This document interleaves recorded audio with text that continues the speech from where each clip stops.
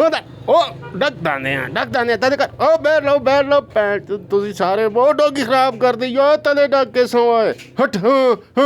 पुत्र को वो बात छुआ उथे छावा ते जोल बे ओ शाबा पुत्र शाबा उधर छावा ते अगो दान मारसी है वो तो ओ पुत्र ओ उठो शाबा मेरा पुत्र बड़ा मेहनती हुआ इस तरह होनी है फसला शाबा पुत्र शाबा लगे रहे ओ काला डक दाने हट ओ तो डको डको हट हट वो मोड़ा हट हट ओ तो डक दाने हट हट क्यों मार खाने दादा मेरे को क्यों मार खाने हट हट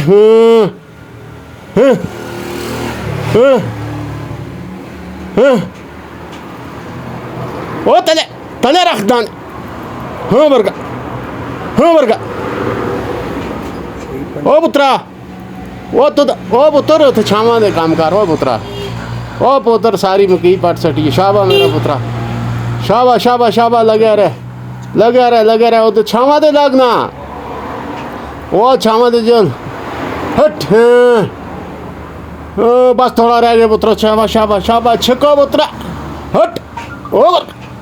हाँ बर्गा हट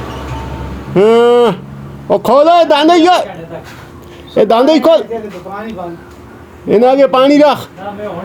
शाबा इन्हें पानी दे पानी आप पी के दे ना भी दे छिकनियाँ ला दे मकई सारी खराब कर सोनी ओ आप पानी पी के देना दाना भी पानी देना हो और छिकनी बाद में ला पहले ना दाना पानी पिलाओ तो बंद बूँ हो गए ना ओ यार तुसा में आखा अरे चल और ला उसमें बाद में दे उस पानी हट हाँ बरगा हट हाँ वर्गा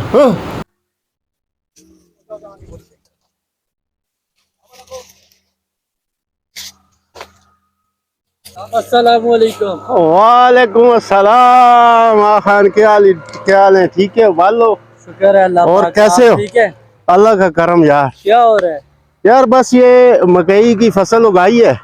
तो इसमें बस ये थोड़ा सा बूटियां शूटियां थी इनका बस वो कर रहा हूँ मैंने कहा थोड़ा ये निकाल दूं ना आप कहाँ गए थे मैं बाजार गया था कोई सामान वगैरह लाया है घर के लिए राशन वगैरह बहुत महंगाई हो चुकी है आटा तकरीबन 200 रुपए किलो पड़ रहा है अच्छा बहुत महंगाई हो चुकी है यार बस ये है कि ये महंगाई तो है लेकिन अल्लाह का लाख लाख शुक्र है कि हमें तो बाजार इन चीज़ों खासकर राशन के लिए तो जाना नहीं पड़ता अपने खेत हैं इनमें ये फसलें उगाते हैं अभी मकई की फसल लगाई हुई है इससे पहले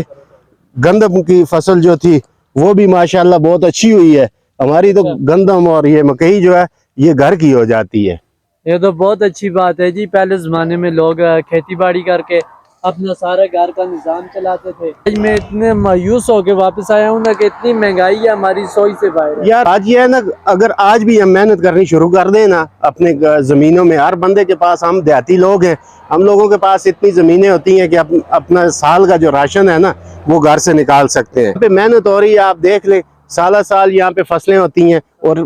सब्जियां हर चीज ये फल देखें ये आप देख लें ये अंजीर का फल लगा हुआ है तो हमने वो ताल की थी ना इसकी तो ये इसकी सफाई करते हैं सफाई करके तो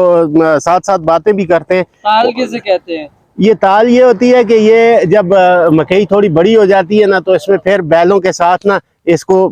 इसके साथ वो बनियां सी बनानी पड़ती हैं जिसमें पानी रुकता है और जो जड़ी बूटियां होती हैं ना इस तरह की ये जड़ी बूटियां ये तल्फ हो जाती हैं ये फिर हम मेहनत करते हैं फिर कुछ बैल जो है बैलों से जब हल जोतते हैं ना तो वो उसके साथ ऊपर आ जाती हैं फिर इनको निकाल के साइड पे करना पड़ता है और फसल जो है वो अच्छी होती है सारी मेहनत की बात है ये आप देख रहे हैं ये सामने ये सारा ये मटर और मूली शलजम वगैरह ये लगे हुए हैं ये हम अपने घरों में भी इस्तेमाल करते हैं और उसके साथ साथ हम ये जाके मंडी में देते हैं और वहाँ से हमारे ठीक ठाक अर्निंग भी हो जाती है असल बात है सारी मेहनत की मेहनत खत्म हो गई अभी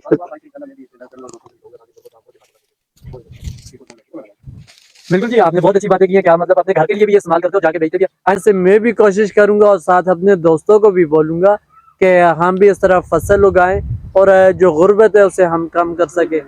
जी तो नाजरीन, आज का हमारा ये मैसेज था कि हमारे पास जितनी भी ज़मीनें पड़ी हुई हैं इनको हम आबाद करें, इनमें हम हल जोतें, क्योंकि पुराने ज़माने में जो है वो ज़्यादा मुश्किल होता था बैलों से हल जोतना। अभी तो मशीनी दौर है, ज़्यादा से ज़्यादा कम से कम मेहनत करके हम ज़्यादा से ज़्यादा फसल हासिल कर सकते हैं। इससे न सिर्फ हम अपने घर को खुशहाल कर सकते हैं बल्कि अपने मुल्क को भी खुशहाल बना सकते हैं। अगर हमारी वीडियो आपको पसंद आए तो इसको ज़्यादा से ज़्यादा शेयर करें ताकि दूसरों तक भी हमारा ये पैगाम पहुँच सके। इंशाल्लाह फिर किसी वीडियो के साथ फिर आपकी खिदमत में हाज़िर होंगे, तब तक के लिए अल्लाह हाफिज़।